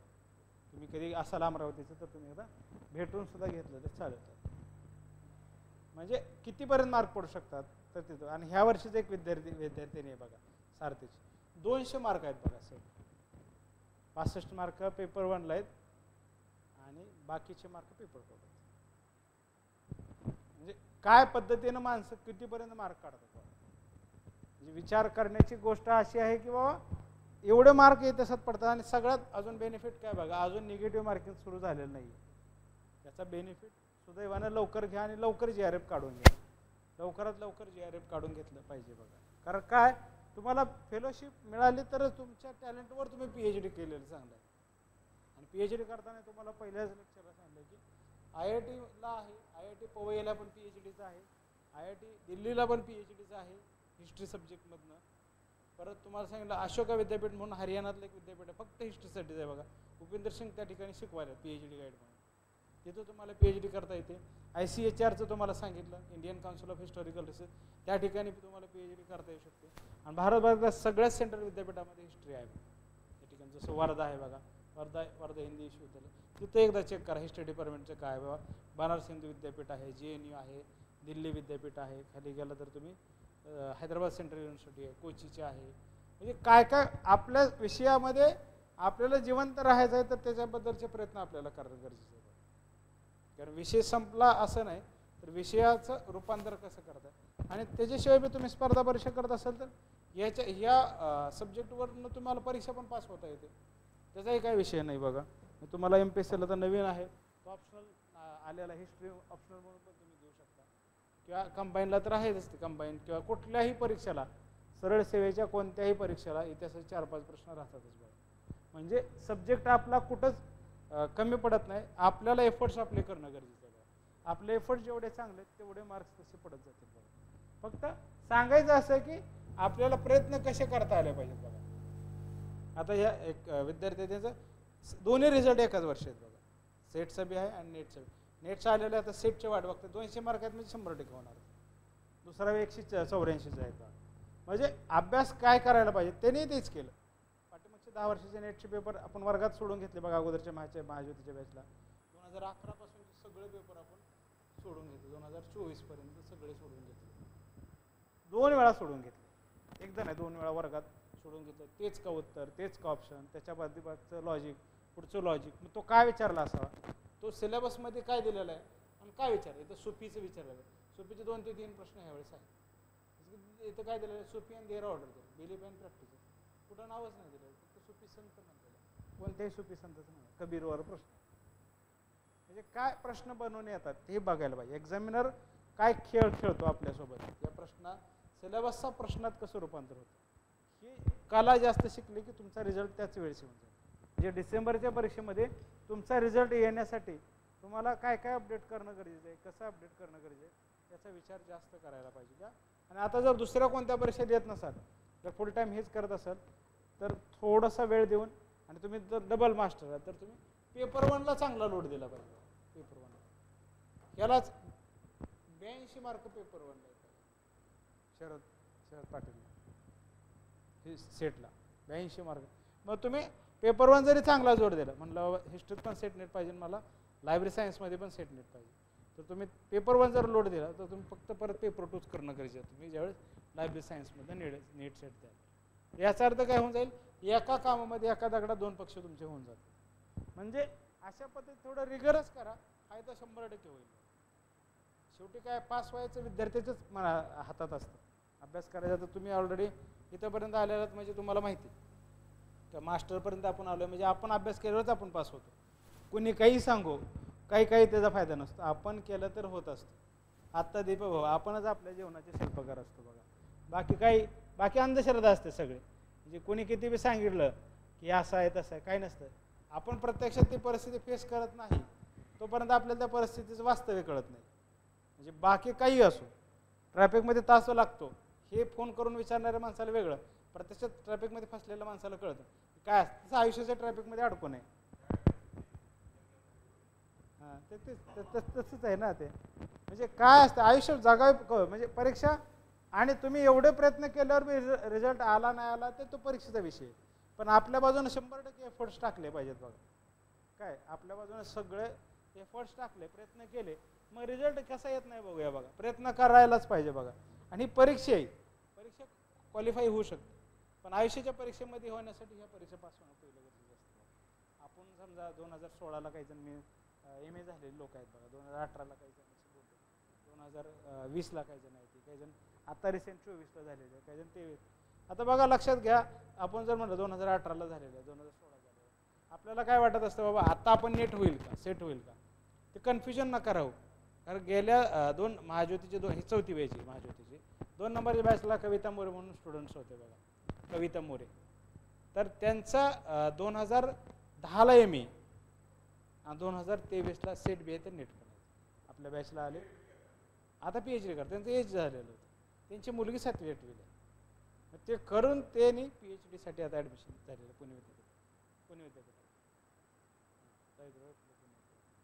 मॉडर्नचं जे रिसर्च सेंटर होतं. म्हणजे विचार करा, माणूस संसार करून किती 10-12 वर्षाचा संसार करून परत आले, परत पण ते होऊ शकतं. म्हणजे असं काही नाही की आपल्याला कधीही आपल्याला विद्यार्थी फक्त जागा झाला पाहिजे. चांगला विद्यार्थी आपल्याला जागा झाला, रिझल्ट त्याच वर्षी येऊन जातो बघा, लय वेळ लागत नाही त्याला. आणि महत्त्वाचं काही MPSC UPSC सारखं या ठिकाणी निगेटिव्ह मार्किंग नाही. तेच म्हणतोय, सुदैव आहे आपलं, निगेटिव्ह मार्किंग झालं तर 200 मार्क पडणारच नाहीत. 110 मार्क लय झाले, 110लाच कट ऑफ लागेल आपलं, ओपनचंच 110ला लागेल, OBC 105 107 किंवा 110 पण लागेल बघा. त्याच्यामुळं एफर्ट्स जेवढे टाकता येईल तेवढे टाका, जेवढे प्रयत्न करता येईल तेवढे करा, जेवढे वेळा प्रश्नपत्रिका डोळ्याखालनं घालता येईल. मी वर्गात सेटचे 2 ते 3 वेळा पेपर घेतले, नेटचे 2 वेळा पेपर मी वर्गात सोडून घेतलेले आहेत. म्हणजे 2009 ते 2024चे सगळे नेटचे क्वेश्चन पेपर, सेटचे क्वेश्चन पेपर वर्गात आपण सोडून घेतो. त्यातनं काय होते, अभ्यास करण्याची दिशा पण ठरते, आणि आपण अभ्यास जे करतोय तो लागू होतोय का नाही क्वेश्चन पेपर सोडवताना ते पण आपल्याला कळतं. हां, हे याचा भाग नाही, ते त्याचा भाग. म्हणजे काय होतं, इझी होऊन जातं ते. परीक्षेला आपल्याला असं नवीन वाटत नाही किंवा आपण नवीन काहीतरी करतो, तर वर्गात सोडवतोय तेच आपल्याला तिथे दिसतं. येते का लक्षात बघा? ओके, समजलंय का बघा? कोण कोण आहे बघा ऑनलाईन? प्रगती, मोनिका, निमजे, संपदा. समजलंय का बघा? मी काय म्हणतोय ते पटलेलं आहे का, समजलेलं आहे का? सगळ्यात महत्त्वाचं काय बघा, मला जे म्हणायचं तुमच्यापर्यंत व्यवस्थितपणे पोचलेलं आहे का नाही, तुम्ही ते कमेंट बॉक्समध्ये कमेंट केलं तर कळेल बघा. नाहीतर ते काय होईल की ऑनलाईनमध्ये मध्येच मेसेज अडकला, असं नको व्हायला. कळालं श्रीनिवास? त्यामुळे थोडंसं मन लावून केलं की ह्याच डिसेंबरला आपला रिझल्ट येऊन जाईल. चला, याच्यात बघा सिख मुवमेंटवर पण प्रश्न विचारला होता काही बघा. जे जूनमध्ये जानेवारीचे पेपर झाले होते, जानेवारीत नेटचा, त्याच्यामध्ये याची क्रोनॉलॉजी विचारली. शीख गुरु आहेत ना, शीख गुरूंच्या डेथची क्रोनॉलॉजी विचारली आणि एका बरोबर कुणी शिकवण दिली, काय दिली. ह्या वर्षी नेटला प्रश्न आहे बघा, अधिग्रंथमध्ये अजून कोण आहे बघा. नामदेव महाराजांचं बी नाव आहे, अजून कोणाकोणाची नाव आहेत त्या अधिग्रंथामध्ये ते विचारलं. बाबा फरीद आहे का, कोण आहे ते प्रश्न ऑप्शनमध्ये ते होतं. म्हणजे खालसा काय आहे, सोशल स्ट्रॅटिफिकेशन, रुलिंग क्लास काय आहे, मेजर रिलिजियस ग्रुप्स कोणते कोणते, उलेमाचा प्रश्न आहे बघा. उलेमाचा प्रश्न आपल्याला आता सेटमध्ये दिसतो. रुरल सोसायटी, पेट्टीची पेज, विलेज ऑफिसरवर एक प्रश्न होता बघा, सेटला पाहिजे होता. तुम्ही म्हणलं विलेज हेडमॅन आहे का, ऑप्शनमध्ये दिलेलं होतं, पण ऑप्शन काय बघायला पाहिजे. 25 एक प्रश्न आपण त्यामध्ये सोडवलेला होता. Position of woman, zenana system, devadasi system, development of education, centres of education, curriculum, मदरसावरचा प्रश्न होता बघा. Fine arts, major school of painting, Mughal, Rajasthani, Pahari, Garhwali, development of music, art, architecture, Islamic, Indo Islamic architecture, Mughal architecture, regional style, Indo Arabic architectures, Mughal garden, Maratha forts, Maratha फोर्टवर प्रश्न विचारला जाईल. Shrine and temples. हे आपल्याला झालं बघा मिडिवलचं झालं. मॉडर्नमध्ये काय अडचण आहे का बघा, त्याच्यामध्ये काय अडचण आहे सिलेबस दिलेलं आहे पटपट, म्हणजे आपण आपल्याला चॅलेंजिंग वाटणार की आपल्याला ज्यामध्ये मार्क्स कमी जास्त होतं तसं वाटतंय, असा डाऊटफुल सिलेबस सांगा ते आपण घेत राहूया लेक्चरमध्ये. याच्यात ना ते ब्रिटिश काळातले मॉन्युमेंट्स म्हणजे कुठलं बघा, CST आहे छत्रपती शिवाजी टर्मिनस, जे कुठलं आहे बघा, अजून बघितलं तर जे लाल महाल आहे, किंवा दुसरी गोष्ट राष्ट्रपती भवन आहे. म्हणजे जुने जे ब्रिटिशकालीन आर्किटेक्चर आहे, पेंटिंग आहे, ते येणार. ते मॉन्युमेंट्समध्ये ते येणार. ब्रिटिशांचे पेंटिंग्स आहेत. एका ठिकाणी ह्याचं आहे बघा, शिवाजी महाराजांची तलवार आहे, ते मॉन्युमेंटच्या भागी. कॉईन, ब्रिटिशांचे कॉईन काय प्रकारचे ते त्याच्या मॉडर्नमधले ते येईल बघा. मॉडर्नच्या क्रिएटिव्ह लिटरेचरमध्ये काय बायोग्राफी आहे, ऑटोबायोग्राफी, आत्मचरित्र नावाचा लिहिण्याचा प्रकार तो मॉडर्न आहे. आधुनिक काळाचा भाग आहे. आत्मचरित्र लिहिणं हे आधुनिक काळाचा भाग आहे. तर त्याच्या अगोदर मध्ययुगीन काळामध्ये कुठंही किंवा प्राचीन काळात कुठंही आत्मचरित्र नावाचा प्रकार नव्हता. मी माझं आत्मचरित्र, ते दुसरं कोणीतरी कोर्ट पोएट त्याबद्दल लिहिणं, मी स्वतः माझ्याबद्दल हे मॉडर्न लिटरेचरमध्ये, मॉडर्न मधलं क्रिएटिव्ह लिटरेचर होतं. पेंटिंग्स आहेत वेगवेगळ्या प्रकारचे पेंटिंग, M.F. हुसेन आहे किंवा बाकीचे मॉडर्नमधले पेंटर्स आहेत. त्याच्यावर पेंटिंगवरनं पण मुघल काळातल्या पेंटिंगवरचा प्रश्न विचारला, जहांगीरच्या काळातले पेंटर आणि त्याच्या जोड्या लावा अकबर, त्याच्यानुसार प्रश्न बघायला लागतात. याच्यावर पण प्रश्न आलेला आहे बघा, राईज ऑफ ब्रिटिश पॉवर. हा क्रम सुद्धा विचारला आहे, या कॉलनीच्या नुसार क्रम पण विचारला आहे आणि ह्यांच्या जोड्या लावा विचारला, यासमोर यांच्या कॉलनी दिली. आता फ्रेंचवरचा विचारला आहे बघा, अर्लिएस्ट कॉलनी फ्रेंचची कुठले, चंद्रनगर, माहे, कारेकल. आता सेटच्या वेळेस प्रश्न आहेत बघा. हां, अजून चार होते ऑप्शन्स, ते आता ह्याच्यावरनं प्रश्न विचार. आपल्याला जर म्हणलं आता हे बघा, जे काही आहे कुठलं बघा, मुंबईला याचं चालू आहे बघा, कशाचं आहे बघा, कबूतरखानाचं चालू आहे, न्यूज चालू आहे. त्याच्यावरनं आपण प्रश्न बघायला पाहिजे. कबूतर जे मुंबई आहे, मुंबईबद्दल काय माहिती आहे आपल्याला. मुंबई ही ब्रिटिशांना हुंड्यात मिळालेली आहे बघा. कॅथरीन नावाच्या प्रिन्सेससोबत विवाह केल्यानंतर ते, याचा अर्थ पोर्तुगीज इन्व्हेन्शन, पोर्तुगीज कॉलनी आहे मुंबई मुळात. त्याच्यावरनुसार बघायला पाहिजे. आपल्याला सध्या चालू असणाऱ्या घटना आपल्या सिलेबसला कसा हिट करते त्याच्यानुसार बघायला पाहिजे. ओके, ब्रिटिश आहे मग इकडून ते इकडं आलेलं. कॅथरीन नावाची जी प्रिन्सेस होती त्यासोबत विवाह केला जेम्स, त्याच्यानंतर ते आलं. Establishment, expansion of British dominion in India, काय काय या गोष्टी, याच्यात काय अडचण आहे का बघा, कुठल्या गोष्टी विचारणं गरजेचं आहे की ह्याच्यावर आपण भर दिला पाहिजे असं वाटतं ना. प्रादेशिक सत्ता आहे, आपण सगळ्या बघू, याच्यावर प्रश्न येतातच.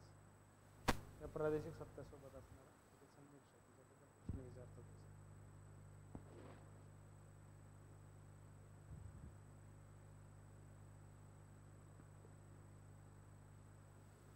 अवध कर्नाटिक पंजाब आहे, टिपू सुलतान वगैरे येतात. रिव्होल्ट ऑफ 1857 याच्यावर प्रश्न आहे बघा सेटला. आता सेटला प्रश्न आहे त्याच्यावरचा, 1857चा उठाव आठवत आहे का यातला, की नेतृत्व त्यांना करते, विस्कळीत असणारी व्यवस्था, असा प्रश्न होता बघा 1857 सेटचा प्रश्न होता. हां, ते कॉजेसमध्ये आपल्याला येईल, कॉजेस काय होतं, कॉजेसमध्ये ते येऊन जाईल. तो प्रश्न कसा फिरवणार, direct cause, political cause, administrative cause, economic cause असं नाही विचारलं. एक्झॅक्टली काय प्रॉब्लेम झाला, कशामुळं ते, जरी लोकसंख्या जास्त असली तरी ते ब्रिटिशांना हरवू शकले असा प्रश्न होता आपल्याला. तो कॉजेसमधून आपल्याला काय कारण होते पराभूत होण्याचे, प्रशासन आहे, कंपनी आहे, त्यातनं मग evolution of central and provincial structure under the East India Company, मग पॅरामोंटसी आहे, सिव्हिल सर्व्हिस आहे, ज्युडिशरी आहे, पोलीस, आर्मी, ब्रिटिश पॉलिसी, मग लोकल सेल्फ गव्हर्नमेंट आहे, कॉन्स्टिट्युशनल चेंजेस 1909चा, 19 आणि 35चा कायदा, मग काय 8व्यामध्ये अशा पद्धतीने हे आपल्याला बघायचे. आपण बघूया मॉडर्नच्या वेळेस ते. ओके, त्याच्यामुळं तुमच्या काय काय अडचणी आहेत हे माहिती असल्या पाहिजे, पोचल्या पाहिजे माझ्यापर्यंत बघा. म्हणजे आपल्याला त्याच्याबद्दल अजून वाचता येईल, अजून त्याच्यामध्ये प्रयत्न करता येईल किंवा एफर्ट्स अजून टाकू. आपला रिझल्ट आला पाहिजे, एवढी एक आपली की आपला रिझल्ट नेटचा आला पाहिजे. काही केलं तरी नेट सेटचा रिझल्ट आपला आला पाहिजे. रिझल्ट येणं जास्त महत्त्वाचं आहे बघा. कारण आतापर्यंत आपण जे काही ना काही कारणानं अडकून राहिलेलं असतं ते एकदा बेड्या तुटल्या पाहिजे. तुम्ही JRF झाल्यानंतर PhD कुठल्या विद्यापीठात करा तुमचं तुम्ही ठरवायचं, करायची का नाही करायची तुम्ही ठरवा. पण एकदा हे बेड्या तुटल्या पाहिजेत. अपयश किंवा आपण जी गोष्ट करतो ते पूर्ण केली पाहिजे. म्हणजे एम ए केले म्हणजे नेट JRF करून बाजूला सरकलं पाहिजे. नाहीतर ते एम ए करण्यात नुसतं काय मजा म्हणून एम ए आपण केलेलं नसतं. आपल्याला काही ना काही त्यातनं पोटापाण्याची सोय झाली पाहिजे ही अपेक्षा असते. आउटपुट काहीतरी आलं पाहिजे. बघा येतंय का लक्षात? बघा ऑनलाईन असणारे समजते का मी काय बोलतोय ते कळालेलं आहे का? संपदा, मोनिका, प्रगती,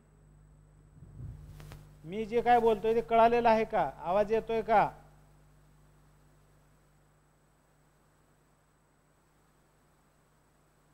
आवाज येतोय? कळतंय का? बघा समजतंय का? तुम्ही कुठल्याच प्रकारचा रिस्पॉन्स देत नाही याचा अर्थ काय कळालं नाही असं म्हणू शकतो. बघा मी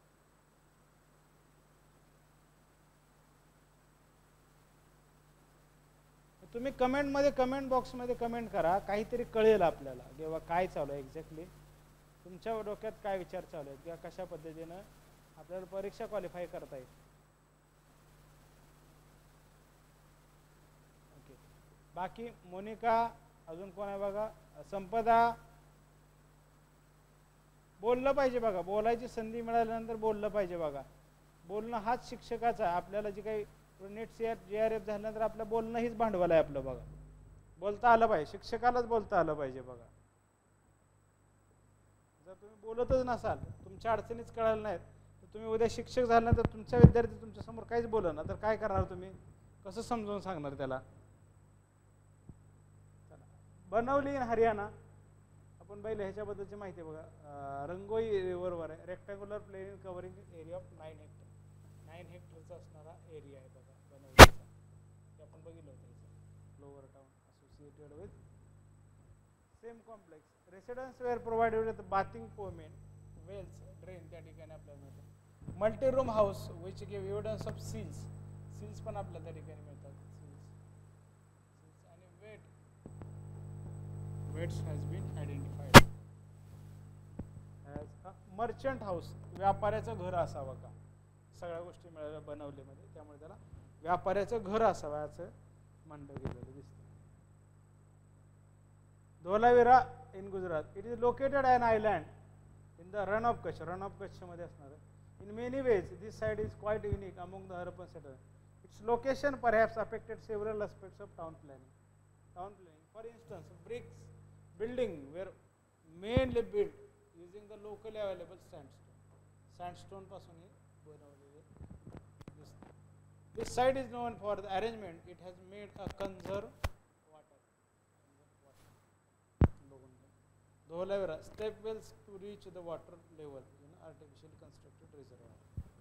पायऱ्या इकडे आहेत, इकडे पायऱ्या आहेत. त्या वेलमध्ये त्याच्यामध्ये उतरता येईल असं.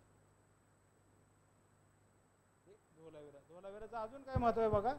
ते असं ठिकाण आहे की जे शहर आहे किंवा असं जे साईट आहे 3 भागात विभागलेले. Citadel, middle town, lower town. म्हणजे बाकी सगळे सिटाडेल किंवा लोअर टाउनमध्ये असामध्ये आहेत. धोलावीरातले town plan is unique. Instead of 2 it has 3 area. Citadel, bailey complex, middle town and lower town located within the same fortified complex. One of the room in the Castle Valley area has a fallen signboard. This letter हे त्यांची लिपी असावी असं म्हणलं जातं. हडप्पा काळातल्या लोकांची लिपी असावी पण वाचताच आली ना, हा प्रॉब्लेम आहे आपल्याला ते अजून वाचता डिकोडच झाली नाही. आता म्हणलं जातं की जगभरातल्या मानवी समुदायासमोर असलेलं आव्हान म्हणजे हेच 10 इंडस स्क्रिप्ट 1 2 3 4 5 6 7 8 9 10 कशाला काय म्हणत असावेत काही कळालेलं नाही. की आपल्याला साईन लँग्वेज किंवा साईन बोर्ड दिसतो आपल्याला इंडसचा किंवा हडप्पन सभ्यतेचा. कुठं सापडलेला आहे बघा? धोलावीराच्या सिटाडेलमध्ये. The lower town, in order to meet its water requirement, inhabitants here have cut water reservoir in the bedrock. Around 60 such reservoirs were discovered. असे रिझर्वायर 16 आपल्याला आहेत बघा. हा एक बघा धोलावीराचा रमाज ॲरोज रिझर्वायर म्हणजे पाण्याचं साठवणूक करणारा. स्टेप्सवरनं आत येता येईल किंवा त्या पद्धतीनं वॉटर रिझर्वायर सिस्टीम आपल्याला धोलावीराचा अभ्यास केली जाते बघा. प्राचीन भारतात जर अभ्यास काय करायचा हडप्पाचा तर धोलावीराचे वॉटर सिस्टम. आता जे हिमाचल प्रदेशमध्ये झालं बघा आज तुम्ही बातम्यात बघितलं असेल बघा, का गावच्या गाव वाहून गेलं. मग वॉटर मॅनेजमेंट सिस्टम कशी करायला पाहिजे, ती कशी करायला. आता असेच बघा 2000 काहीतरी बघा 17 का 18ला जर्मनीमध्ये पूर आलता बघा. सांगायचं काय की German way of flood management, त्याच्यानंतर जगभरामध्ये बराच त्याच्यावर अभ्यास झाला. आता आपण जर म्हणलं की आता ही पूर आहे काय, पूर कारण हडप्पा संस्कृती पुराणामुळं काय म्हणता येईल की नष्ट झाली असावी, हा एक आपल्याला अर्थ सांगितला. कारण मोहेंजोदडोला 7 थर दिसतात एकावर आपल्याला वेगळा. तर याचा अर्थ की ते कसं करायला पाहिजे कंट्रोल. आता आपल्याला गंगा नदी पण म्हणता येईल की एक टोकाच्या वर व्हायला लागलेली सध्या, तुम्ही बातम्या जर बघितल्या, कोणतीही नदी बघा, आता विदर्भात पण एवढा पाऊस पडलेला आहे, मग ते कसं कमी करायला पाहिजे त्याच्यावर एक केस स्टडीज आहे बघा जर्मनीची. तेच तुम्हाला स्टोरी सांगतो की आता जर्मनीमध्ये 18 का 19ला काहीतरी पूर आला. नंतर पूर आला बरंच जर्मनी का फ्रान्समध्ये. तर त्याच्यानंतर काय केलं त्यांनी, म्हणजे मी पण BBC ला बघितली होती डॉक्युमेंटरी, BBC जर्मनीची किंवा फ्रान्सची फ्लड मॅनेजमेंट सिस्टम बघायची, टाकून बघा परत. त्याच्यामध्ये काय केलं त्यांनी, इकडं परत सर्च करा वाटलं तर श्रीनिवास, परत सर्च करा. त्यांनी काय केलं, आता आपल्याला म्हणलं पण ही नदी लक्षात घ्या, काय ही नदी काय लक्षात घ्या. आता पाऊस इकडं पडला, आपण म्हणलं 100 सेंटीमीटर पाऊस पडला, तर हे जी क्षमता आहे, समजा आपण म्हणलं 80 सेंटीमीटर पाणी वाहून नेण्याची क्षमता आहे, तर 20 सेंटीमीटर काय करणार, त्याच्या वर आलं किती पुरं जाणार. त्यांनी काय केलं, असं करण्याऐवजी त्यांनी काय केलं, ह्याचे जे वॉटर कॅनल आहेत, जे आपण त्याला म्हणतो कॅनल आहे काय, बरोबर कॅनल, मग त्याच्यातनं आला ओढा, ते आपण समजलं ओढा आला, त्याच्यातनं आलं छोटा ओहोळ, असे जे छोटे छोटे डिवाइड केले. हे समजा म्हणलं तर इथे एक आपण केलं, इथे एक कॅनल काढला, समजा आपण म्हणलं इथे 100 आलं, ह्यानं 5 घेतलं, यानं 5 घेतलं, यानं 5 घेतलं, तर ह्यातनं जे पाण्याचा जो प्रवाह आहे, म्हणजे एक्स्ट्रा जास्त जरी झालं त्याचे वाटे जास्त पडले, त्यामुळे एकदमच शहर वाहून जायचं, ते मग गटारीतनं पाणी गेलं, वड्यातनं पाणी गेलं, म्हणजे शहराला धोका नाही बसला आणि पाण्याचं पण सगळीकडे पोचलं पाणी. आता समजा आपण गंगा नदीच्या ठिकाणी आपण जर पाऊस जास्त पडला तर काय होऊ शकतं बाबा, तर त्याला जर वड्यातनं पाणी, वड्यातनं काही पाणी सोडलं, वड्याला पूर आलाय मान्य, पण त्यातनं काही गावापर्यंत पण पाणी जाणार, त्याच्यामुळं तो पण फायदा आपल्याला झालेला दिसतो. जर्मनी का फ्रान्स आहे बघा, एक्झॅक्टली मला आठवण आहे नाव आता कुठल्या देशाची, एकदा ते चेक करा, कारण त्या पद्धतीनं वॉटर मॅनेजमेंट करायला पाहिजे. म्हणजे ते आधुनिक काळात वापरलेली सिस्टीम, आधुनिक काळात वापरलेली सिस्टीम आहे. अमृता चौगुले, पूजा ठाकूर, गुड आफ्टरनून, संपदा, प्रगती, मोनिका. आता पूर आल्यानंतर काही कळत नाही असं पण अवस्था होते बघा. आता जर समजा वडे आपले जे जुने बुजलेले वडे आहेत किंवा नाले आहेत, हे जर आपण दुरुस्त केले, त्यातनंही पाणी जाण्यासारखी परिस्थिती निर्माण केली, तर जे नदीला पूर येऊन जे नुकसान होतं ते कमी होण्याची शक्यता असते. नुकसान तेवढं होणार नाही जेवढं होतंय तेवढं. लक्षात येतं का, छोटी छोटी गोष्ट असते, त्या गोष्टी जगभरात त्याचा वापर केला जातो बघा. पहिलं कॅनॉलमुळे तर पाणी यायचं ना शेतापर्यंत आपल्याला, कारण ते कॅनॉलला जास्त पाणी झालं की वड्यानं नाल्यानं येणं त्यानं यायचं बघा. पुढचं बघा, Lothal port town of the Harappan is located low deltaic area in the Saurashtra peninsula. It is believed that the sea once was much closer to the side. त्याच्यावर लोथलपासून समुद्र जवळ आहे. लोथलचं डॉकयार्ड आहे बघा. लोथलचं उत्खनन कोणी केलं होतं बघा, नाव आठवत आहे का लोथलचं? SR रावने केलेलं होतं उत्खनन, SR राव.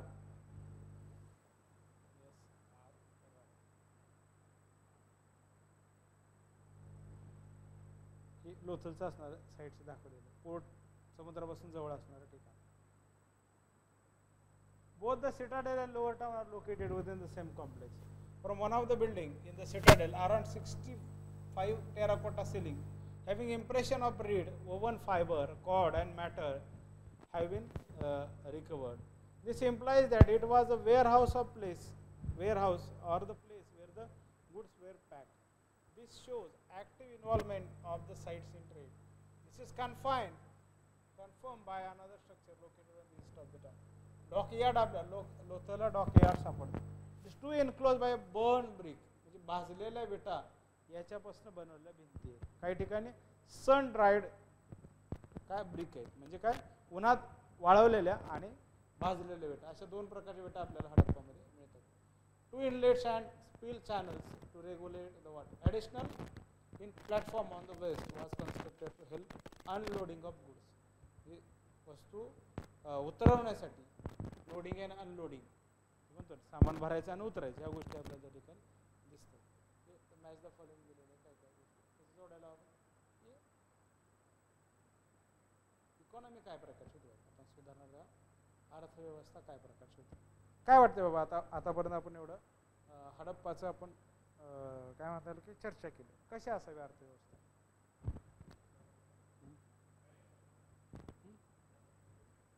एक्सपोर्ट इम्पोर्ट तर दिसतंय आपल्याला त्याच्यामध्ये, हां एक्सपोर्ट दिसतंय, कारण मेसोपोटेमियामध्ये आपल्याला हडप्पन जार सापडतंय, तिकडं ओमानचं जार आपल्याकडे सापडतंय.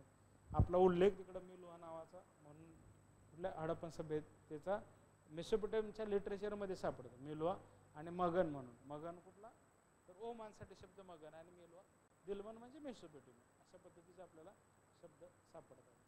त्याचबरोबर इकडले काही सील्स आपल्याला मेसोपोटेमियामध्ये सापडतात, म्हणजे ट्रेड चांगला असावा. Trade was good. Plateau mountain, the area was rich enough to generate surplus which was crucial for the urbanisation. ही अर्थव्यवस्था ही नागरीकरणावर असणार आहे बघा. हे शहर असावं का, हे नगर असावं का, म्हणजे काय असं, हे गाव असावं का, म्हणजे काय बाबा? काही गावं कशी आहेत बघा, शहरासारखे सगळं डेव्हलप झालेली गाव आहेत, तसं काय असावं का? मेन सोर्स काय असावा तर pattern of industry are planned remains. त्यामध्ये शेती पण होताना आपल्याला दिसते बघा, तांदळाचे आपल्याला राईस हस्क सापडलेला आहे आपल्याला, बरोबर. नांगरलेली शेती पण आपल्याला सापडलेली आहे, बरोबर. अन्नधान्याचे कोठार सापडलेले आहेत. म्हणजे ही अर्थव्यवस्था आहे की शेतीसुद्धा त्याचा भाग असा. व्यापार तर आहेच आहे, शेती त्याच्यामध्ये असेल, बरोबर. शेतीची आपल्याला पिकं सापड, वेगवेगळी पिकं आपल्याला सापडल्याचा पुरावा दिसतो बघा. आर्टिफॅक्टमध्ये परत काय म्हणता येईल, आर्टिफॅक्ट्समध्ये दिसतात मोठे सील्स दिसतात, सील्स म्हणजे मणी म्हणतो आपण. मृदभांडी होय त्या ठिकाणी दिसतात, मृदभांडी. आजच्या काळासारखी मृदभांडी म्हणजे काय बघा, ती कलाईदार जे भांडी असतात बघा, त्याला मृदभांडी, मराठी मृदभांडी. पॉटरी हा इंग्रजी शब्द आहे बघा. पण आपल्या नाणी कुठे सापडली नाहीत बघा हडप्पामध्ये. कॉईन्स म्हणतो आपण, ते कॉईन्स कुठे सापडलेले नाही. अर्थव्यवस्था आपण त्यांच्या वस्तूवरनं ठरवतो, कारण बाकीची जी अर्थव्यवस्था मुघल काळातल्या आपण काय म्हणतो, त्या काळातलं नाणं काय स्वरूपाचं होतं, किती सोन्याचं प्रमाण असणार होतं, कमी प्रमाण जास्त प्रमाण, ते आपल्याला बघायला लागतं. One aspect which differentiate the mature Harappan phase from the early Harappan, scale of economic activity. आर्थिक कृती किती होत होत्या, म्हणजे पहिल्यांदा शेतीवरच आधारित होते, परत व्यापार वाढला, म्हणजे आर्थिक हालचाल जास्त होताना दिसते मॅच्युअर हरप्पनमध्ये. अर्ली हरप्पनमध्ये ती कमी, म्हणजे व्यापार वाढलेला दिसतो, शेती वाढलेली दिसते, लोकांची देवाणघेवाण व्यवहार वाढलेले दिसतात. हे आपल्याला परिपक्व हरप्पन अवस्थेत असलेली बदल दिसते. रिटाराइट सीज हे अभ्यासक आहेत. This period has being characterise by the intensification, तीव्रता आणि डायव्हर्सिफिकेशन स्पेशलायझेशन हे वाढलेलं दिसतं व्यापारांमध्ये. Intensification means increase in the output of both agriculture and craft. कारागिरी सुद्धा आहे बघा यामध्ये, क्राफ्ट प्रोडक्शन पण वाढलेलं बघा, कारागिरी उत्पादन पण वाढलेलं.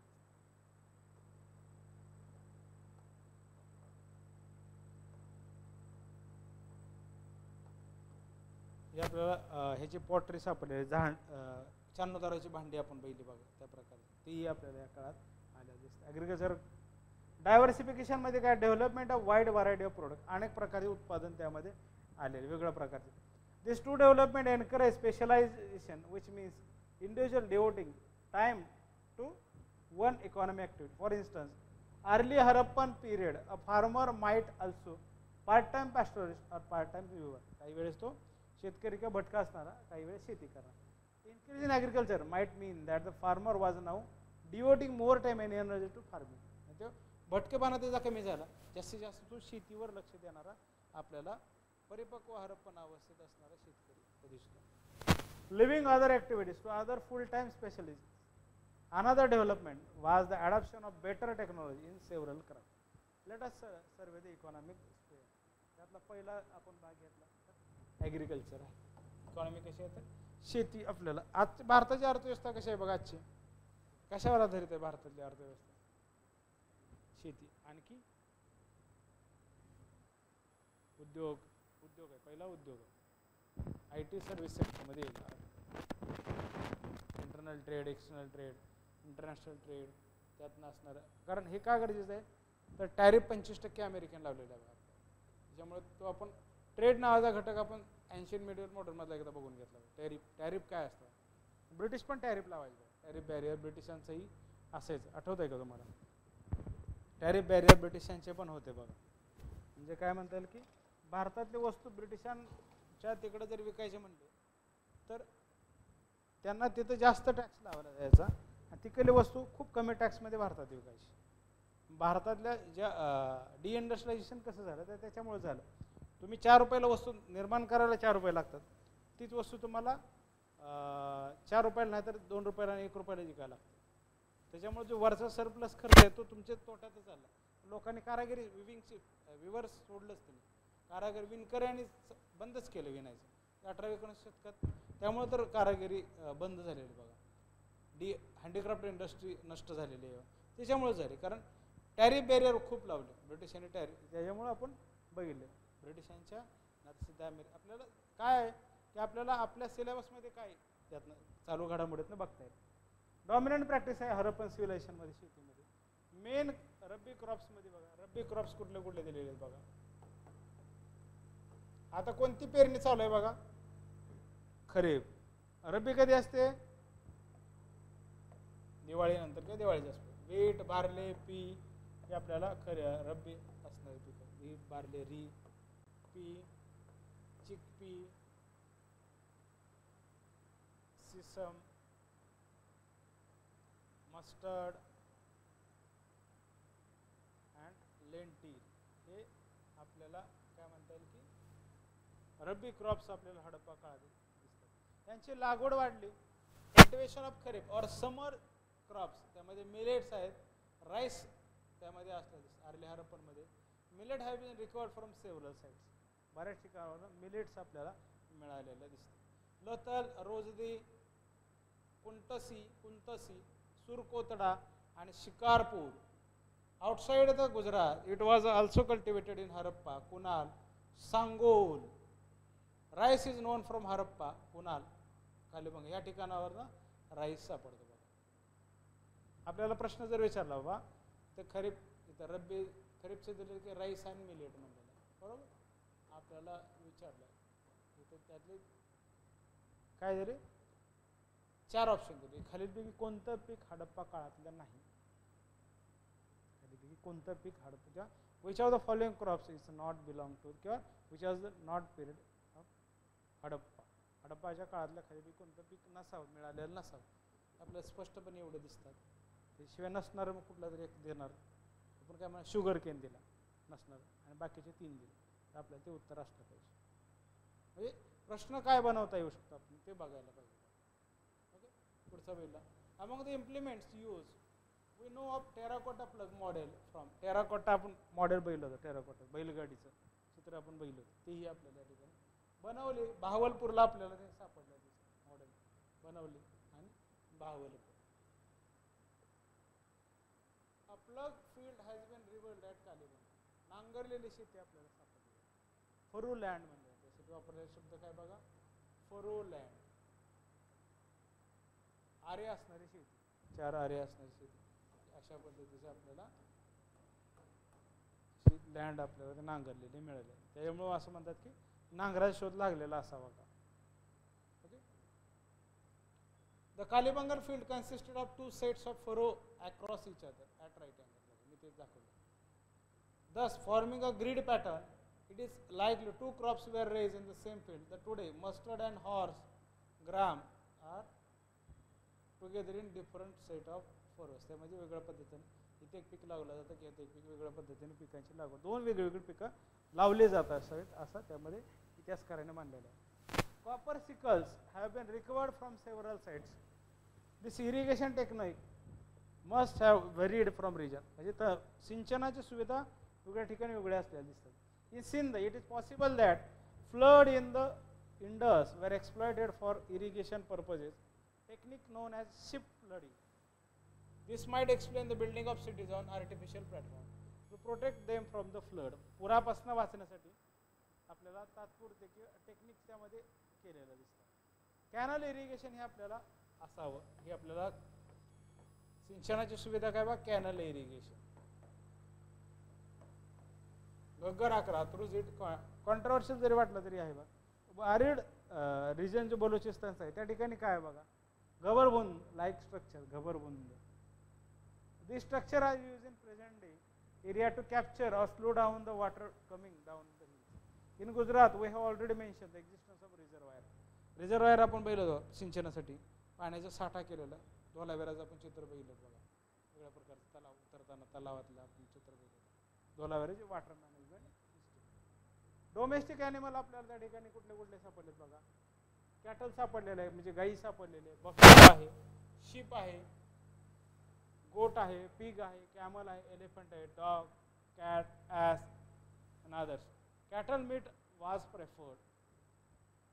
Cattle and buffaloes must have supported agriculture and served as a drought animal. जे दुष्काळात पण राहू शकतात अशा पद्धतीनं, त्यांचं अन्न म्हणून पण वापर केला जातो आणि त्यांच्यापासून मिळणाऱ्या दुधाचा वापर केला जातो. हे नंतर आलं, दुधाचा वापर अन्नधान्यासाठी करावा किंवा अन्नासाठी करावा, ही परत आलेली कला आहे.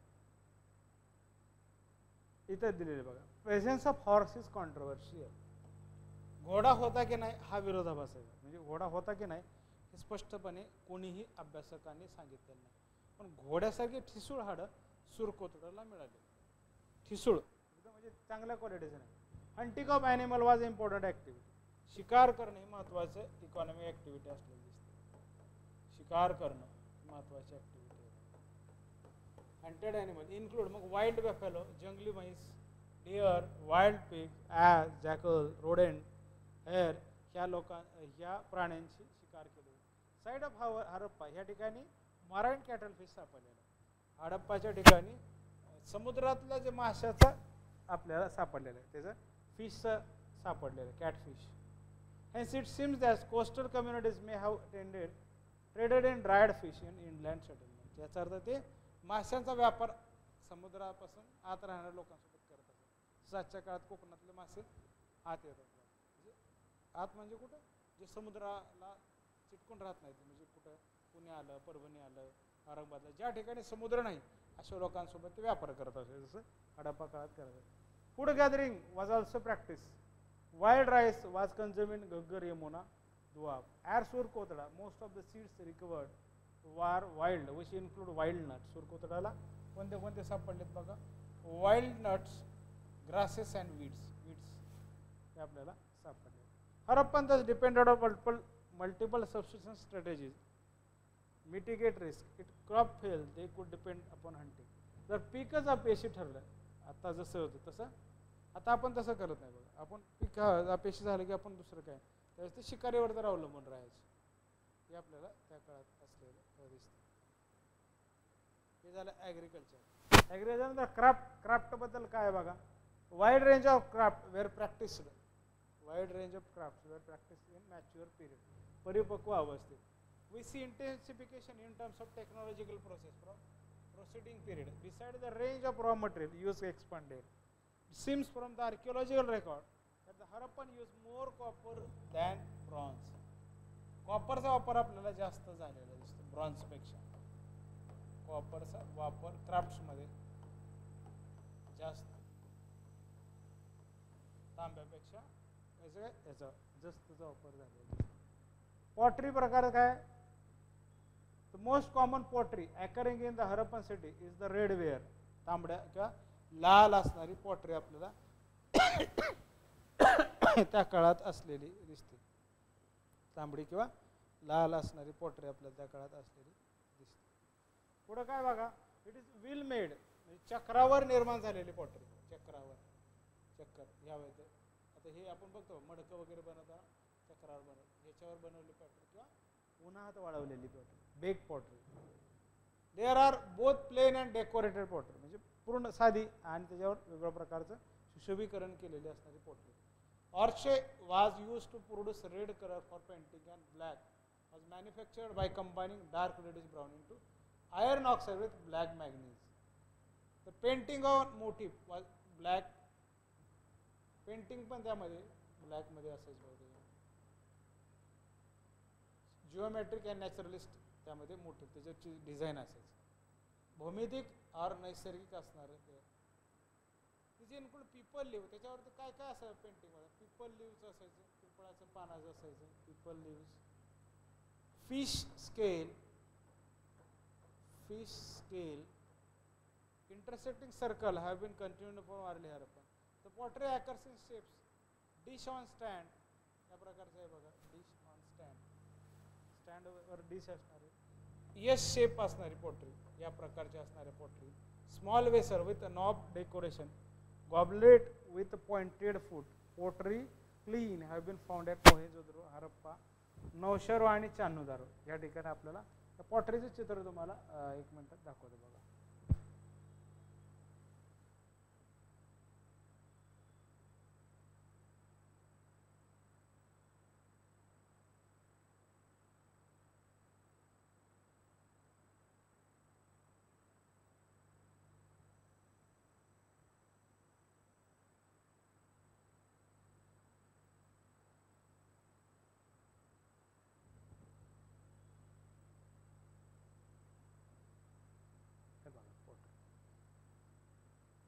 इंडस मधली असणारी पोटरी, कालेबंगन या ठिकाणी सापडली पोटरी.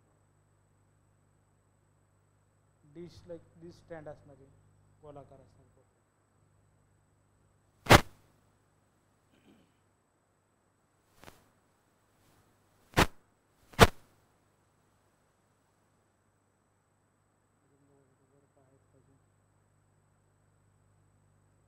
सोती सिसवाल, रेहमान डेअरी, सोल्युशन हे बघा. अर्ली इंडस पॉटरी, कोडदेजी जी असणार ही पॉटरी आहे बघा.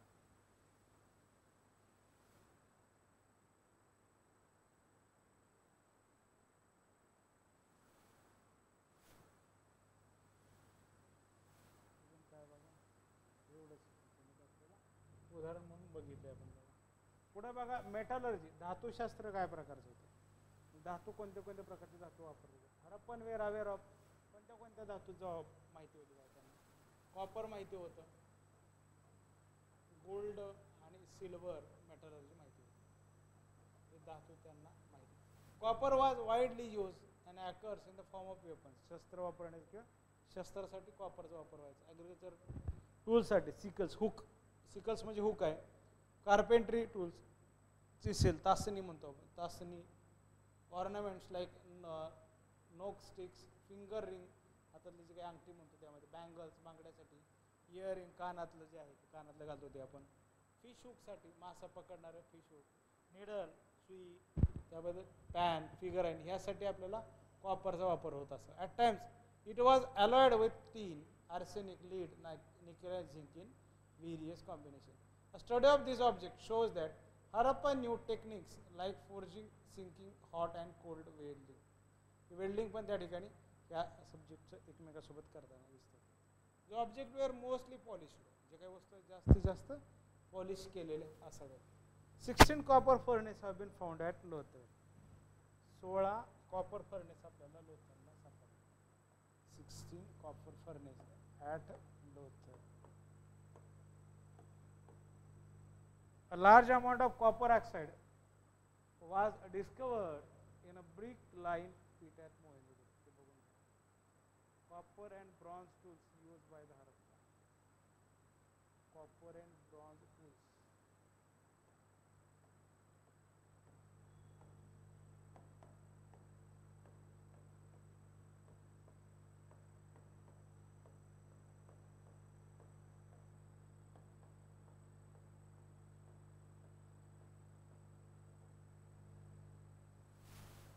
चित्र बघून घे.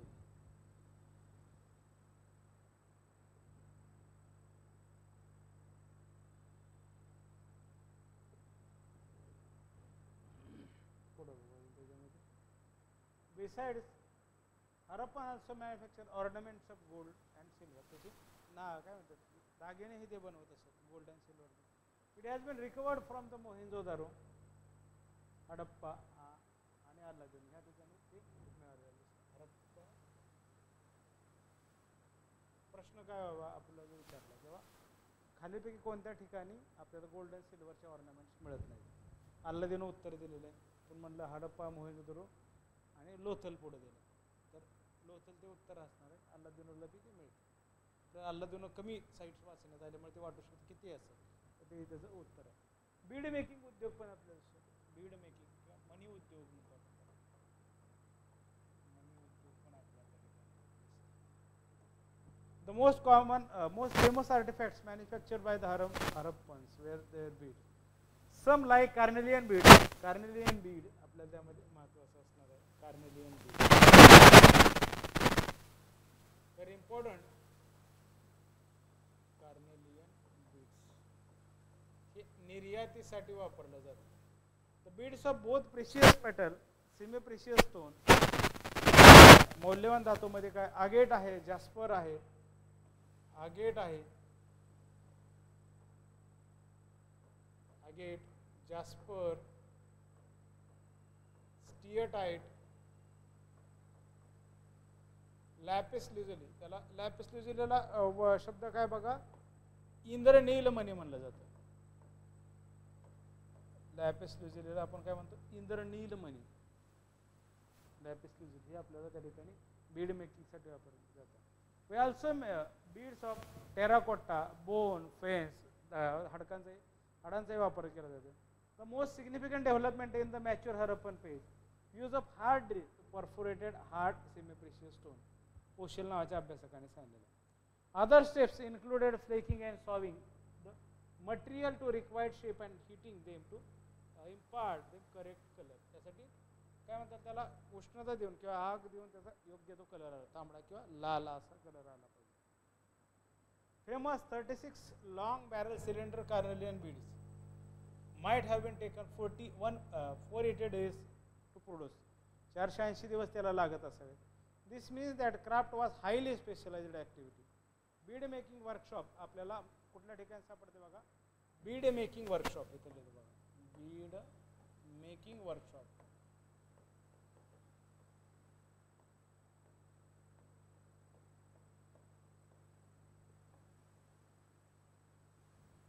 Mohenjo-daro,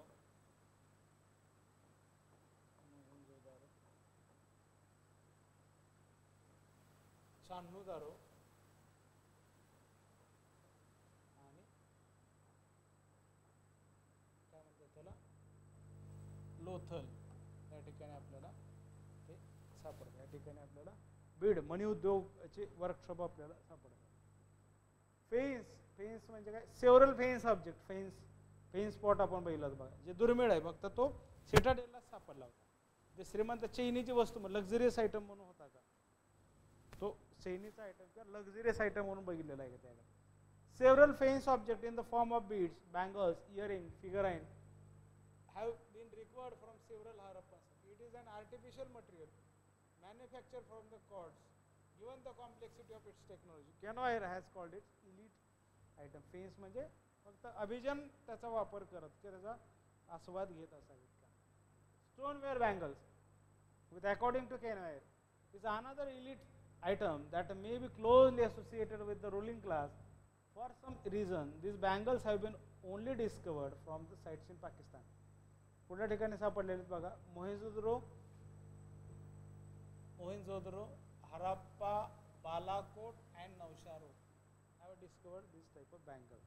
The term stoneware is misleading as objects were not made of stone but terracotta. Finally, levigated clay was fired at very high temperature, 1050 to 1100 degrees Celsius. The reason of them being considered elite is because of the nature of their find. कशावरनं ते अभियानाचं असावं, ते सापडलेलं सगळ्याच ठिकाणी नाही, खूप कमी ठिकाणी त्याचा पुरावा सापडलेला दिसतो. रिकवर्ड इन कॅनिस्टर्स, दिलीप चक्रवर्ती म्हणून बघा, त्यांच्या ह्याच्यामध्ये ह्या गोष्टीची माहिती मिळते, जे नवशारोला आहे. नवशारो पुढचं बघा, लिथिक असणारी industry. Advent of metal didn't signify the end of the stone tools. Harappan continue to use stone blades. Stone ब्लेड्सचा वापर करत, blades had continue to be an important raw material. Several workshop manufacturing आपल्याला कुठे आहे बघा, सुकूर रोहरी हिल्सला आहे बघा, Sukkur Rohri hills, Rohri hills in northern Sindh, and each workshop had a specialized task. Some manufactured blades were 8 centimeter long and more. Others work on west coast to convert them into smaller blades. Other than Sindh, sites in Gujarat like Lothal to manufacture blades of locally available stone. हे बघा या प्रकारचे stone blades आपल्याला मोहेंजोदडो या ठिकाणी मिळालेले होते किंवा जोदरो या प्रकारचे आपल्याला मिळालेले आहेत स्टोन ब्लेड्स.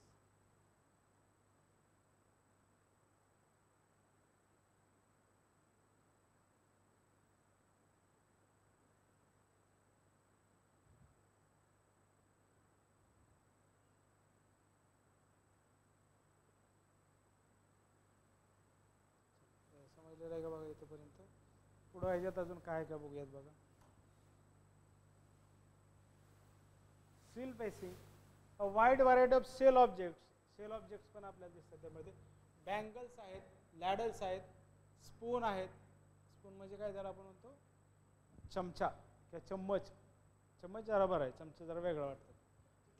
ते ते असणारं वेगळं आपल्या त्या ठिकाणी बघायला लागेल.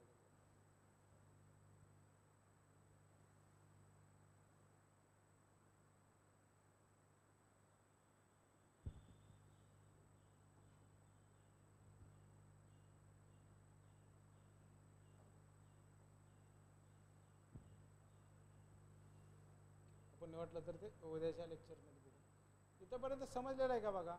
मग काही क्वेश्चन्स बघूयात, थोडं 1-2 प्रश्न. समजलेलं आहे का इथंपर्यंत? 2-3 प्रश्न फक्त बघूया. आलोयच तर आपण प्रश्न बघितल्याशिवाय कसं जायचं. In Mauryan bureaucracy the high treasurer वाज नोन एज. 2-3 प्रश्न बघून थांबू आपण. हे प्रश्न सांगा.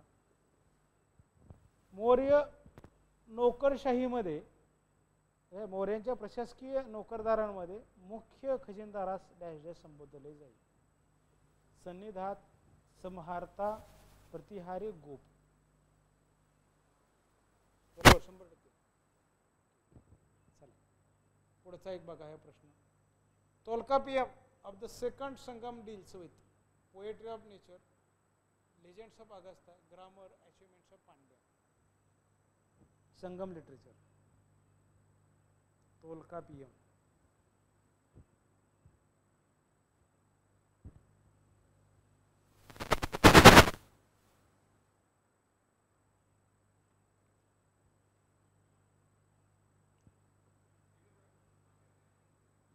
व्याकरण आहे. तोलकापियम ग्रामर आहे. अजून एक सोडवा बघू.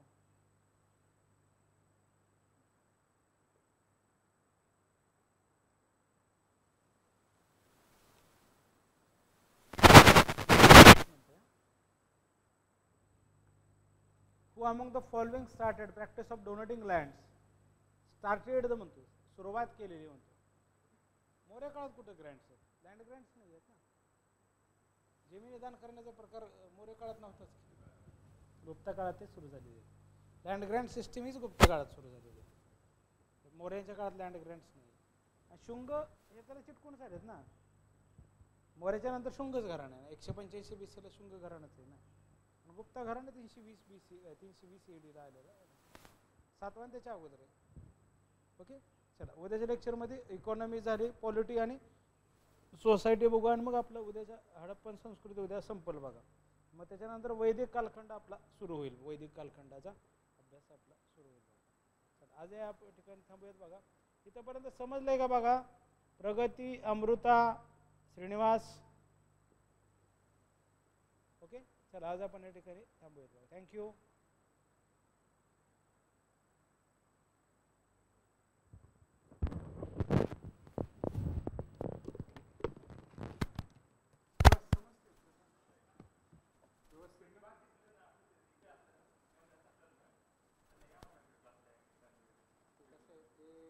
पोरं राहते कधी कधी लांब राहते.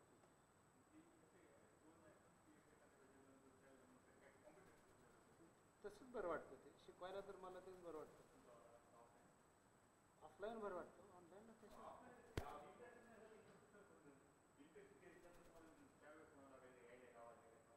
त्याला काहीच अर्थ नाही.